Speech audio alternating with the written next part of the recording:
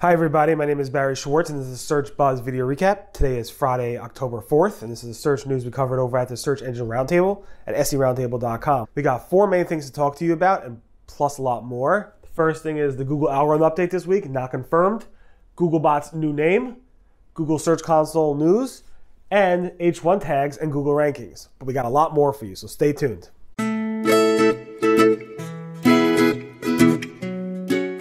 Is an all-in-one SEO platform that offers dozens of customizable tools and reports. Check them out at rankranger.com.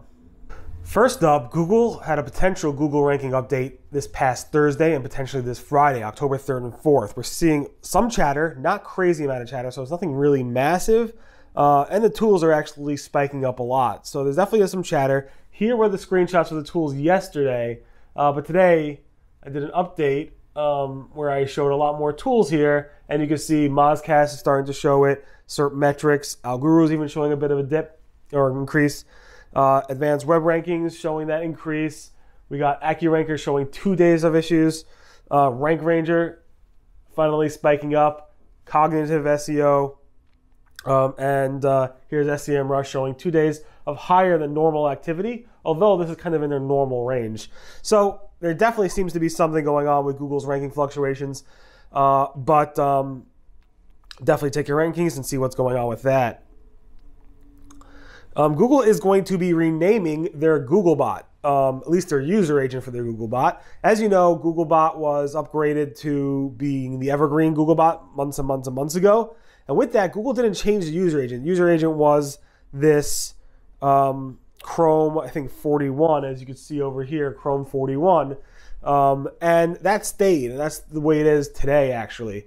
And with that, Google said, in December, you have to prepare. We're going to go ahead and update our user agent to be a Chrome with the actual Chrome version. So instead of WXYZ, it's going to be the actual Chrome version. So let's say it's 76.0. Whatever the Chrome user agent version is, it's going to replace it with that.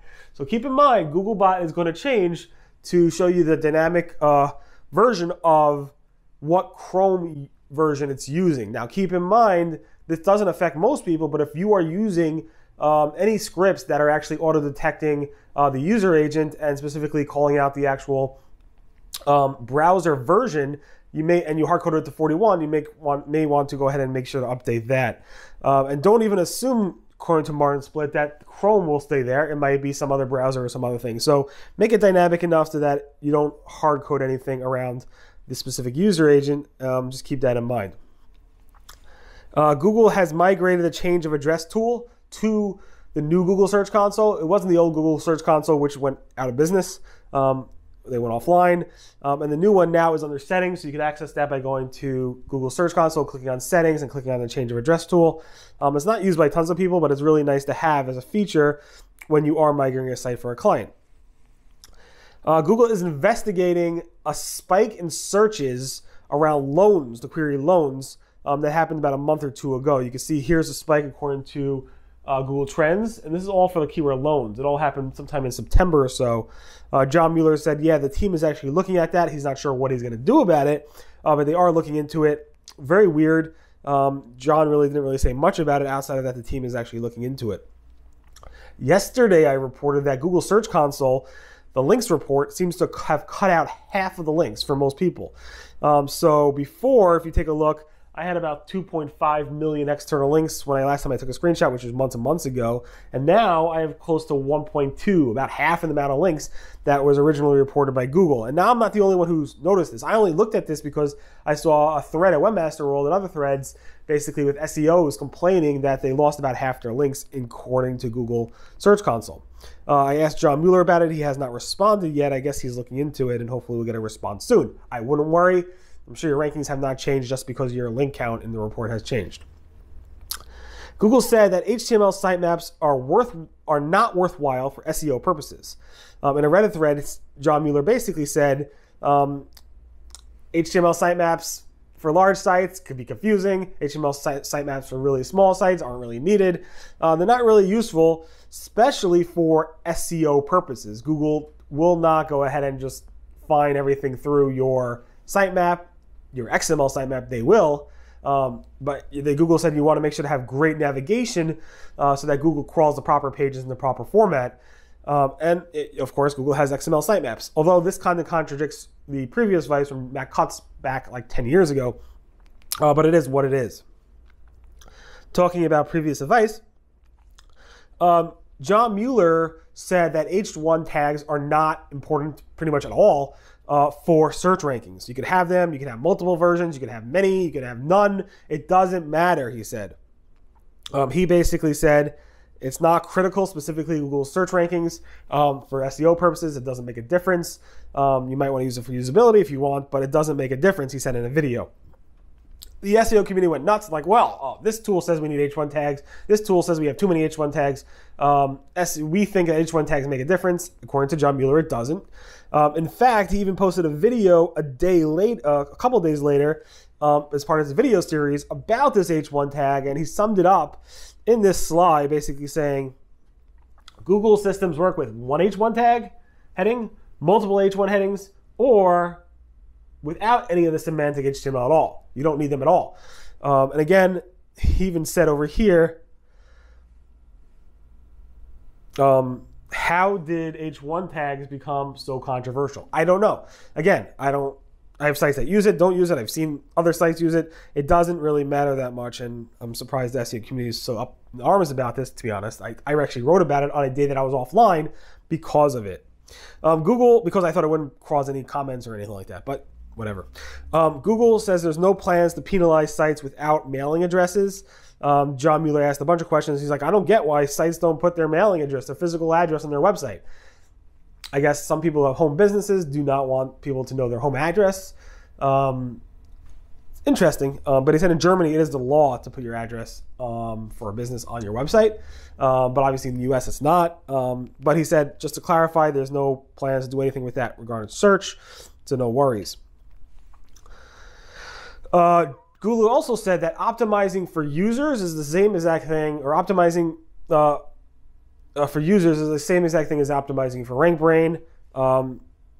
Here's a tweet from Gary from Google saying you optimize your content for users and thus for RankBrain. That hasn't changed. John Mueller says he strongly recommends for new sites not to use m.urls. If you are building a new website, absolutely do not go with m.dots. Make the site responsive if you can, but do not use m.urls. Here's it looks like a new feature snippet UI user interface.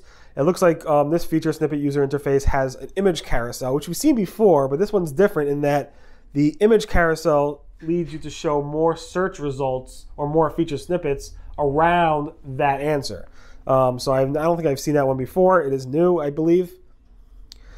Google's John Mueller said earlier this week in a video that you should not use the crawl settings, the Google Search Console crawl settings controls, if you have a large site. Because the maximum crawl threshold that you could set using those crawl settings would be less than what it would actually you need for a large site to be fully crawled. So don't set that. Let Google figure it out on their own because you'll be in trouble if you do set that. Google announced that unverified Google My Business listings could have business owners actually edit those business listings, or at least parts of it.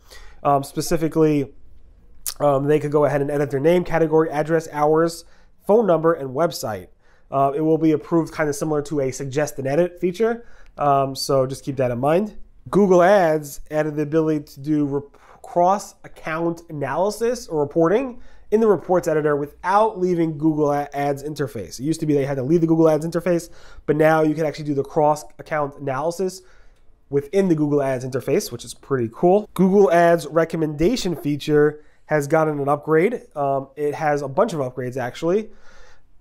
The first upgrade it gets is that improved keyword recommendations. The second is that the recommendation table view has more features. This is what it looks like. And the third is that you could actually bulk apply and dismiss for manager accounts. So it's been upgraded for all those features in the Google Ads system.